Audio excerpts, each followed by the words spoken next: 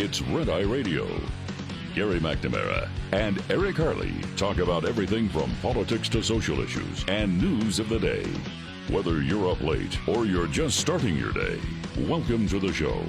From the Uniden America Studios, this is Red Eye Radio. All across America, we are Red Eye Radio. He is Eric Harley, and I'm Gary McNamara. Welcome and good morning. Thank you so much for being here this morning, as always. Thank you. Yes. Thank you. Already to a Thursday. All right. We have talked about, we follow on X, Margot Cleveland, who is senior legal correspondent at The Federalist.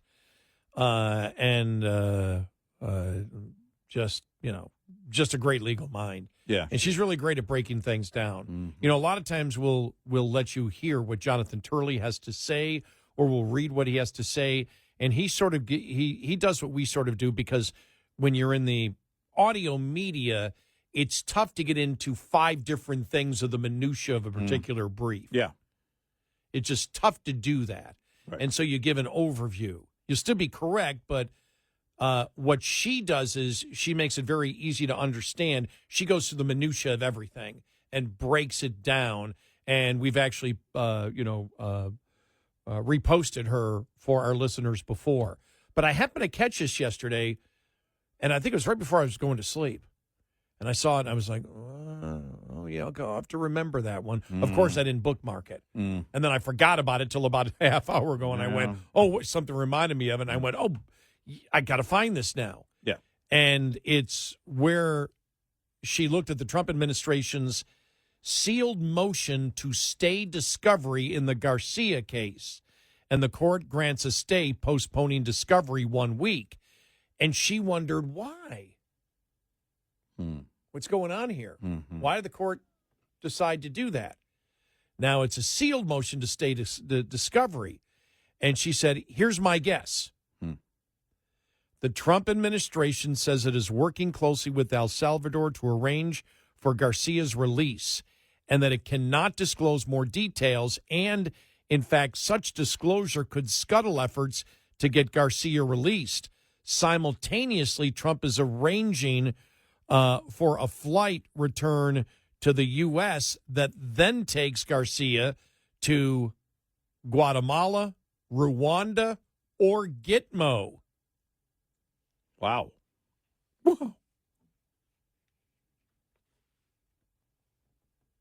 And then you get the political win across the board. Mm-hmm. You get the win of substance, yeah. Right. And you get the political win at that point. Yeah. Because there's nowhere to go.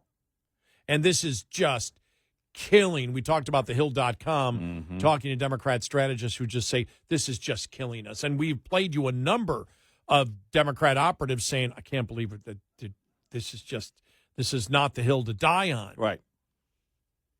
Well, it's something, again, that is, if he's brought back to the U.S.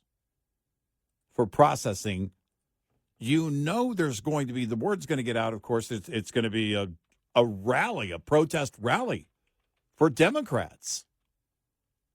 They're all going to be there cheering for Garcia to remain in the U.S. Well, is the goal to make the deal with this judge? You make the deal with the judge.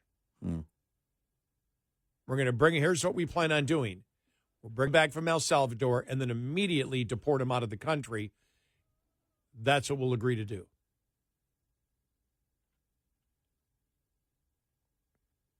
You're looking at me. Well, and the deal with the judge, the quid pro quo for the judge is to satisfy compliance with the withholding order? Yes. Yeah, I'm trying to think of myself. I don't know, is that judge in this case? Because or does a judge want to start the whole process over again? That's my question. Right. Is that enough? Or will the judge want a hearing involved here, which would take, you're not going to get that. I mean, they could ask the court to expedite the process, but you're still going to talk about at least a matter of days, if not weeks. I'm guessing the judge would want a hearing.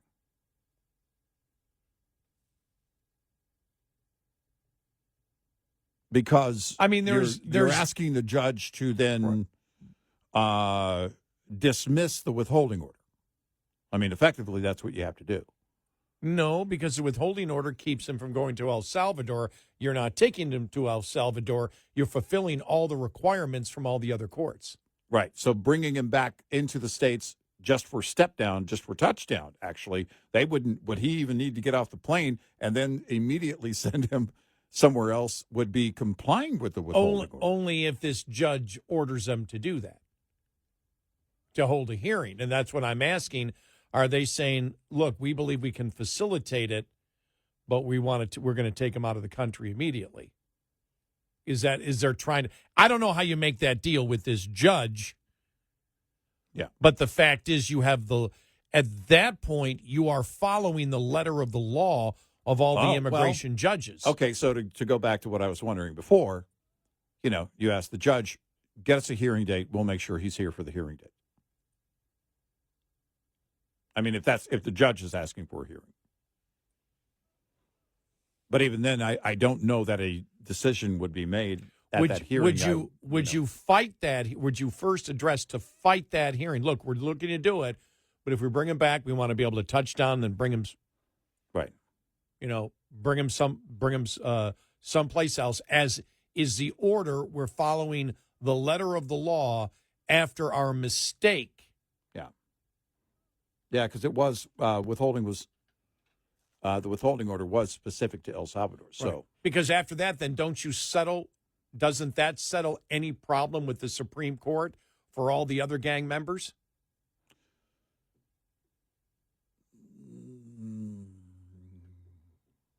Because that Supreme Court stay was basically based on this case. You're not following the rules here. We don't trust you to be following the rules over here. So stop the process altogether. You stop that process of that particular case that the Supreme Court made a decision on an appeals court ruling that was never made. Right. They didn't follow the process. Right. They didn't follow the process. Yeah. Jeez. Yeah, what a mess. By the way, was it Fox News yesterday that had the headline something to the effect that Trump rails against the Supreme Court for interfering with his deportation agenda? And I thought, okay, first of all, I don't think that's the point that the president was making on the Supreme Court, is that they didn't follow the process. Right. The agenda isn't, we haven't even gotten to that point here.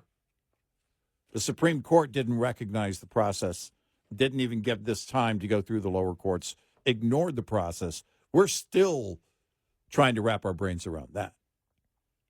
So yeah, because they haven't disagreed with what he's doing. Right. That's not, it wasn't the agenda. Yet, or they might agree with what he's doing. Right.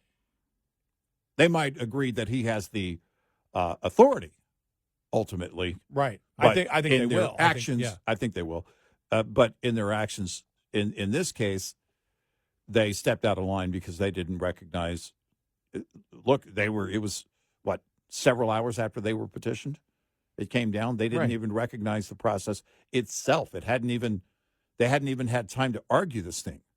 Right. The appeals court never made a decision on it, and the Supreme Court's making a decision, and the Supreme Court is supposed to make the decision based on, what the appeals court ruled on. Right. Right. Meanwhile, Democrat consultants are warning Democrats, this came out yesterday, Breitbart had it, that they are taking a massive political risk by defending an illegal alien deported to El Salvador after being accused of MS-13 gang membership, domestic violence, and human trafficking. We know the story of Garcia. We've talked about it a lot before. You have, let me just scale down here. We know the Democrats that have flown there. Democrat consultants behind the scenes are panicking over the prospects that voters will side against Democrats for defending Garcia. Democrat consultant told TheHill.com, people can't afford eggs and you're flying to sit with someone who's accused of being in a gang. Democrats want to think that everyone has the same morals and values that we do, whatever they are, and we want, I said that, and we want to think that everyone's outraged by the same things we are, and we want to be the ones to help people and stand up for the moral injustices. That doesn't necessarily win elections, though. The last cycle was proof positive of that. The operative continue. We need to step back and wait for someone to be deported who really has a compelling story, like if they mistakenly did an American citizen. That we need to step back and wait for someone to be deported who has a really compelling story that's devastating the average Joe's that the average Joe is upset about. That person has not presented themselves yet, and Democrats are battling their better instincts and not they shouldn't be hopping at the first sign of injustice. The consultant noted that Van Hollen has refused to meet with the Rachel Morin family, whose loved one, 37-year-old Rachel, was brutally raped and beaten to death by an illegal alien MS-13 gang member in 2023. Morin's rape and murder is known as the most horrific crime in Harford County, Maryland history. The hit on Van Hollen, that he'll fly to El Salvador on taxpayer dollars and meet with the guy who's accused of being in a gang, but will not meet with the family of gang victims in his home state, is a very fair hit, the Democratic consultant told The Hill. By the way, neither are Republican. Right. If you look at the senators who actually have to deal with immigration as an issue in their state in order to win, the fact that they're not trying to hop on top of this, but a liberal senator from Maryland is kind to tell you everything you need to know about how palatable this is to the middle, the operative said, which is true. Democrat consultants told CNN that they worry Democrats are giving the White House and Republicans a lot of images and visuals that they think are compelling for them, referring to the trips to El Salvador to defend Garcia. The impulse among lots of Democrats is to always crank the volume up to 11. Mine goes to 11. And take advantage of whatever the easiest, most obvious photo opportunity is. Democratic consultant Mo Etherly, who worked for failed presidential candidate Hillary Clinton, said Democrats should not be making a martyr out of Garcia in the case that the allegations against him are confirmed. And you saw more of the evidence coming out that he was driving the car of suspected smugglers. Yeah. Human smugglers. Right. Yesterday. Yeah, it keeps coming out. Now, I think this is dying a little bit. I have noticed over the last day it seems to be dying a little bit. Right, yeah. But still it's brought up again, and it'll be interesting to see, though, what the Trump administration is doing with that 1 week stay. And why did the court grant the stay on discovery? Why? And as she makes the case, she believes that the administration may be trying to get him out of El Salvador, have him touch down in American, here, and then fly him right off to Rwanda. What was the other state? Well, Gitmo, Rwanda, and I forgot the other state or the other. Is it Guatemala? Guatemala. Yeah.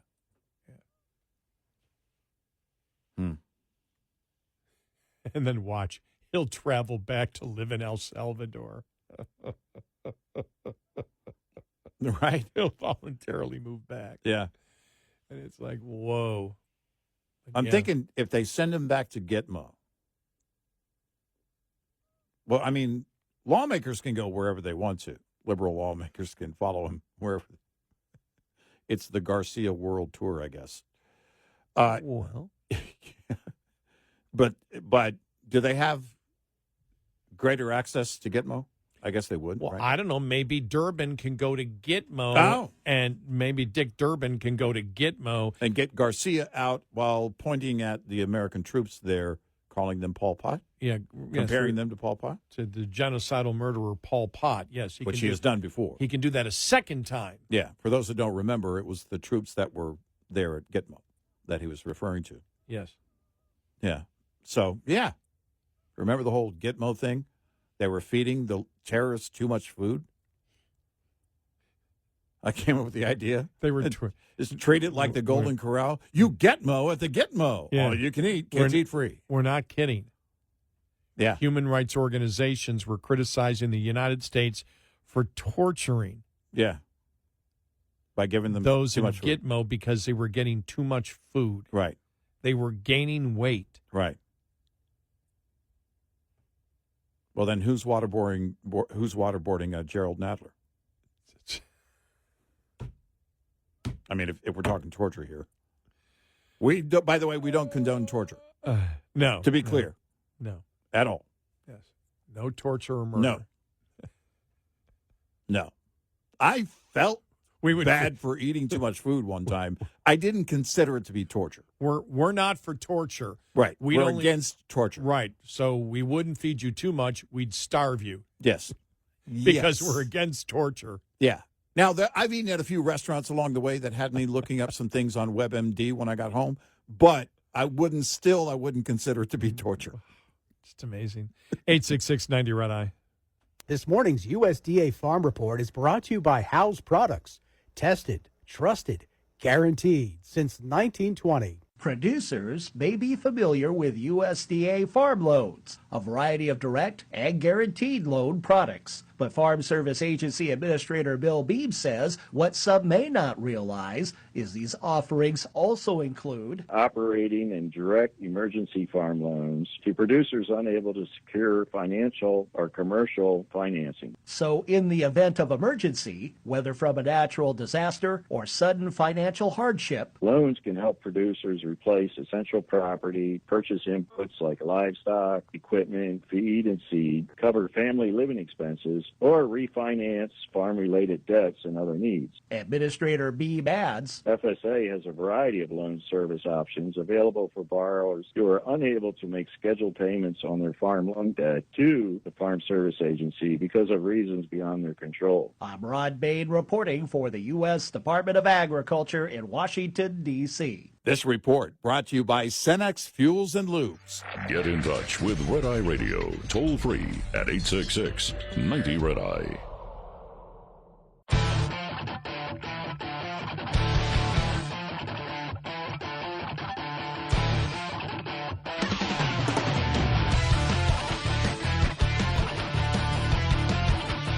We are Red Eye Radio. He is Eric Harley, and I'm Gary McNamara. Coming up on the bottom of the hour.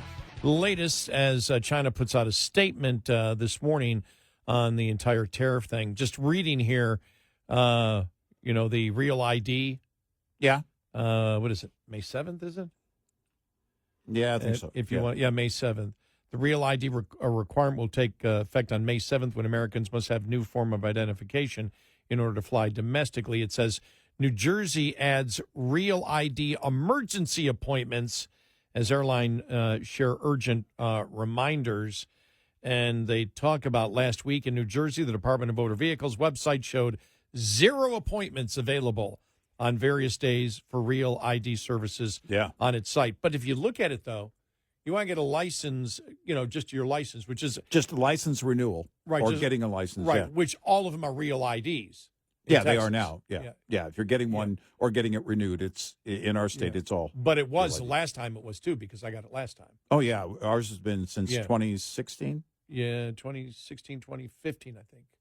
Yeah, because I got my license. I think I looked it up. I think it was 2016. Yeah, my last license was 2014. It was grandfathered in, or somehow I had it. I don't know why, but I had it. But you want to make an appointment to get your driver's license in the Dallas area. I had to wait 3 months.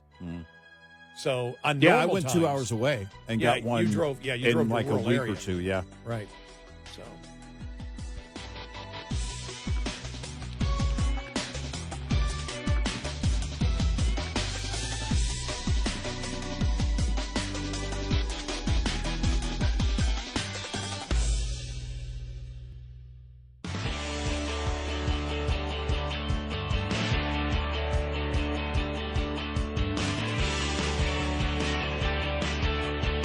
You're listening to Red Eye Radio from the Uniden America Studios.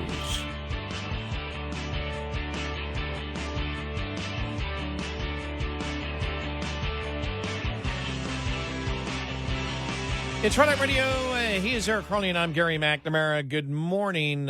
So the Real ID requirement takes effect on May 7th. Other forms of identification that will be accepted include a U.S. passport or passport card, Department of Homeland Security trusted traveler cards such as Global Entry, Department of Defense IDs, permanent resident cards, and border crossing cards. It said last week in New Jersey, for example, the DMV website showed 0 appointments available on various days for Real IDs services on the site. That's not surprising, though, because you're talking about if you're looking at they did it last week for the next few weeks up to May 7th, that would be normal in the state of Texas. You know, especially if you're in if you're in a urban area.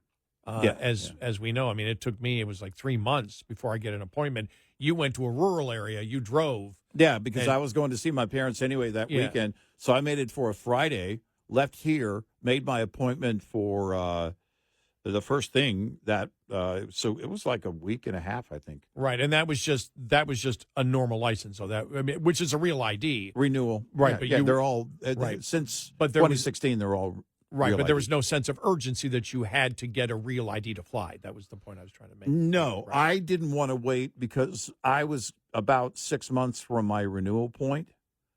And otherwise, if I was going to make an appointment, this is just regular renewal.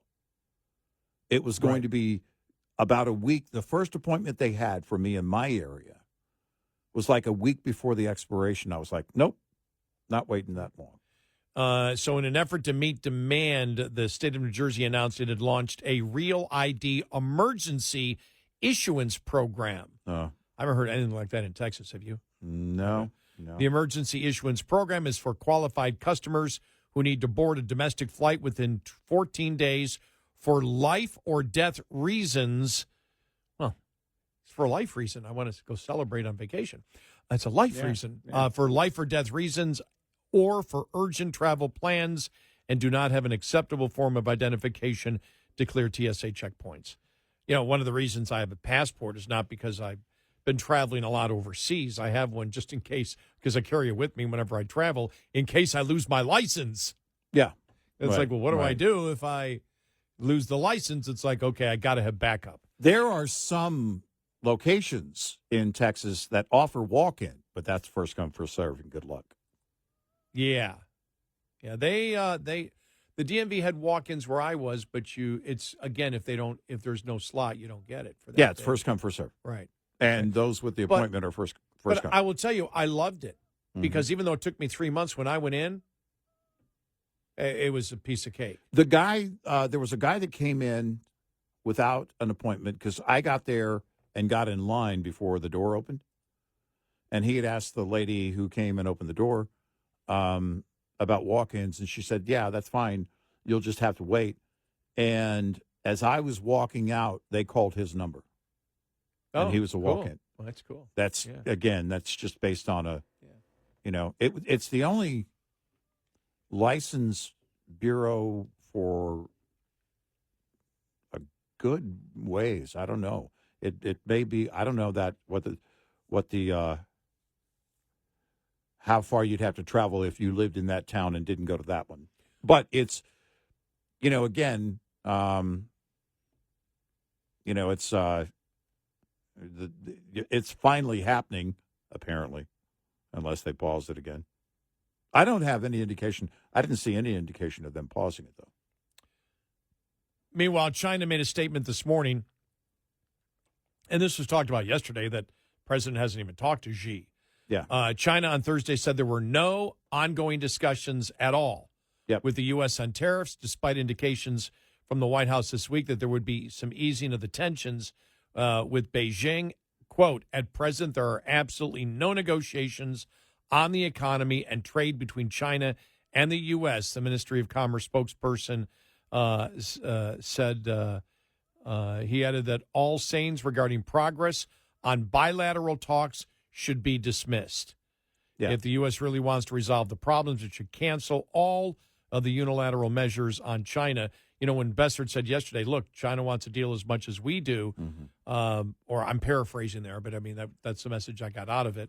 I thought maybe they had talked, And then I saw afterwards, no, there have been Well, no talks. It's interesting because Besson at one point also said, if we want to even things out, if we want to fix the imbalance, we should do it together, which indicated that they weren't at the table with China.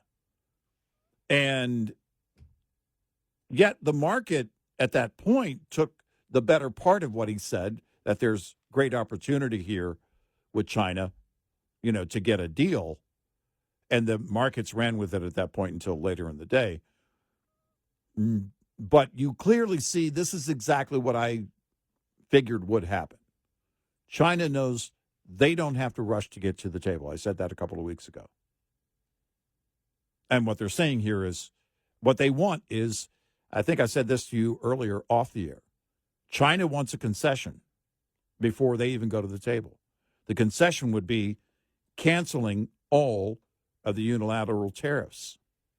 They want Trump to come out and cancel the tariffs before they go to the table. They're saying, and that's what they're saying, we're not at the table, haven't been any talks, any other talk about that should be dismissed. And if they really want something, they should cancel the tariffs, which was always going to be the case because they just simply don't have the same pressure. They're waiting for something to change. They want a concession from the Trump administration because they feel like they have the upper hand over them right now. Well, the upper hand is they have a communist government that doesn't have to be responsive to the people if price increases or there's a recession. Yep. Which they know that they have. Right. And they have it here from, in this article, the Commerce Ministry of China Thursday emphasized government and business efforts to help companies sell goods meant for exports to the Chinese market. Instead, from China's perspective, any meaningful negotiations will likely require the U.S. to reduce the tariffs. But for the Trump administration, however, reducing the tariffs too far could raise uncomfortable questions. What was the point of the confrontation if we end up back where we started? End of quote. So, yeah. We'll see how the United States responds to this, how the Trump administration, if they respond today on it. I haven't even looked at the futures yet at this point. And you could see them yesterday. We know that after Besson talked in the morning, it skyrocketed. Then by the time Levitt came and said, no, we're not reducing. Well, however she said, she left, wiggle room open, but we're not, reducing all the tariffs or whatever. Yeah. And then you saw it come back down again. Dow futures down 261, S&P down 30, NASDAQ futures down 141.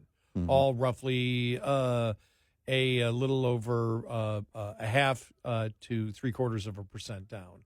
Oil up 62.66 right now. So, and the comments from China are a couple hours old now, so they haven't moved. I saw this. I watched the Dow earlier. It hasn't moved much. It's been about at this level since we went on the air. So the China comments didn't affect it, I guess is the point. Yet. The question would be, is there going to be a response? They, basically what they're saying is lift the tariffs. Yeah, we can talk, but if you really want something, lift the tariffs on China. That's what China's to me. That's what China's position is. Right. And again, politically, they have the upper hand here. You know what I thought was interesting? I believe it was Besant who said, we've been presented, however, a couple of dozen trade proposals, but we're not going to rush into it. Yeah, right. So that'll be interesting to see what goes on there. This was from CNN. Democrats' crises begin to play out in early Senate recruitment and first campaigns. Democrats panic over what they stand for and whether they can credibly compete beyond the bluest states is already erupting in a rush to recruit Senate candidates across the country for next year, a desperate effort to dig out from years of losses that have them far from power at the moment they need it the most. Will Democrats indeed compete everywhere in 2026? Will leaders allocate money even in tough races, or will they consolidate conservatively around their best bets?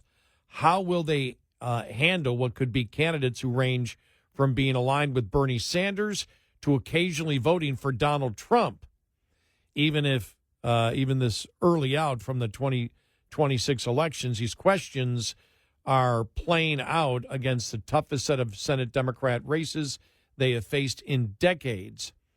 On its face, the Senate map does not look great, but if this is a wave election, Democrats can compete in places they normally can't, said Jamie Harrison, who before his recently completed term as Democratic National Committee chair ran for Senate in South Carolina in 2020. The goal has to be to recruit a Democrat for every damn seat. That's a quote, by the way. You know, interesting with Boss Hogue in charge and you know, raising the tens of millions of dollars to primary the out of line conservative Democrats in Congress. There aren't any. Oh, you saw Fetterman.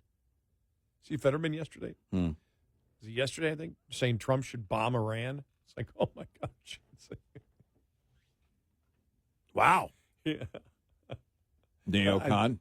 I was like, I think I saw it on the Hill. I was like, whoa, I wasn't expecting that one. And I bring up David Hogue, though, because he's second in command. He's got a ton of influence.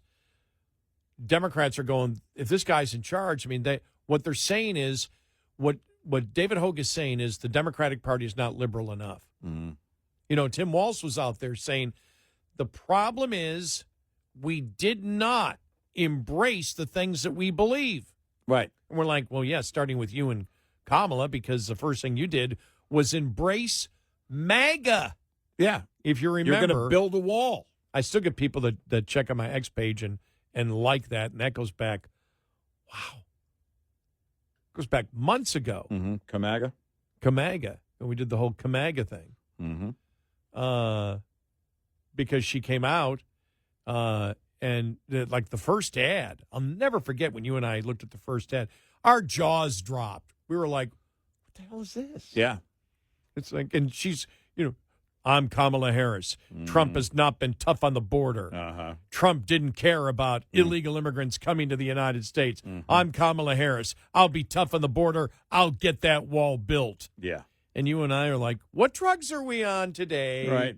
Boy, this is really, really good because we're having this hallucination that Kamala Harris is tougher on the border than Trump.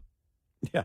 And Tim Walz decided to jump on board the Harris bandwagon when she had already done all the Kamaga stuff. And now he's complaining that they didn't embrace. Well, you didn't embrace what you believe. Right. And now they're saying that the way to get victory is to be not just insane on a couple of issues. Let's be insane on all the issues. Yep. It'll be interesting to see how this administration and the Republicans respond over the next 6 months to this. Yep. They've got to get something done.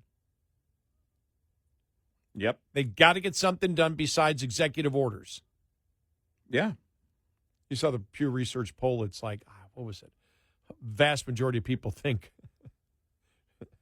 the Republicans are using executive orders too much. And I think it's because Republicans know it has no lasting power. It's gone under the next administration. Because conservatives are calling for Congress to get something done. Yeah. And we're still waiting. Yeah, we can't say a long-term framework or a continuing resolution exactly is a ton of substance. No. Even though they may believe it is. Right. To the public, it's not. Yeah. 866-90 Red Eye. We'll be right back with more Red Eye Radio with Eric Harley and Gary McNamara.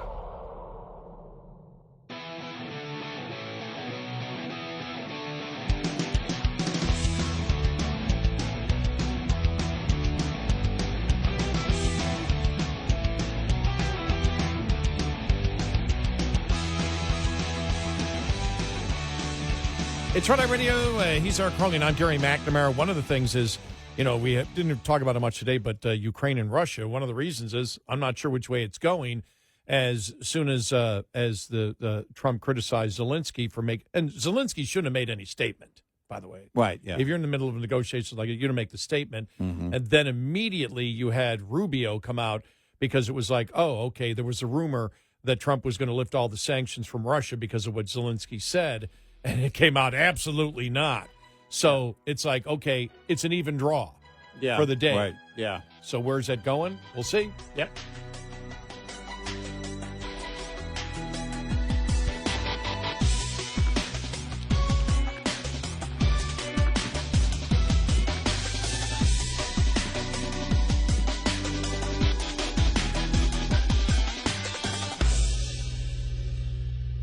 This is Red Eye Radio on Westwood One.